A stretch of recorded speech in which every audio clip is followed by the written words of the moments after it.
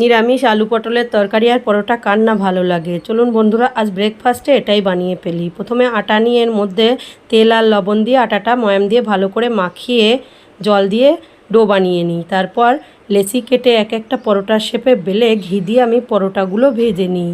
পরোটাগুলো ভেজে এক এক করে অন্য একটি প্লেটের ওপর তুলে নিই। আর অন্যদিকে আমি আলু আর পটল ছোট ছোট টুকরো করে কেটে নিয়েছি। এরপর কড়াইতে তেল গরম করে দুটো কাঁচা লঙ্কার পাঁচফোড়ন ফোড়নে দিয়ে আলু পটলটা ভালো করে ভেজে নেব। আলু পটলটা ভেজে নেওয়ার পর লবণ আর হলুদ দেবো, নইলে কড়াইতে লেগে যাওয়ার সম্ভাবনা থাকে। আবার কিছুক্ষণ ভেজে নেওয়ার পর একটা টমেটো দিয়ে দেবো। টমেটো নরম হয়ে গেলে এর মধ্যে ধনে আর জিরে পাউডার দিয়ে দেবো। তারপর ভালো করে নেড়ে চেড়ে জল দিয়ে দেবো। জলটা দিয়ে বেশ 5 মিনিট মতো মিডিয়াম ফ্লেমে ঢাকা দিয়ে রাখবো। এরপর একটু চিনি আর ভাজা জিরের গুঁড়ো দিয়ে নামিয়ে নেব। একদম তৈরি হয়ে গেল আমার আলু পটলের নিরামিষ তরকারি।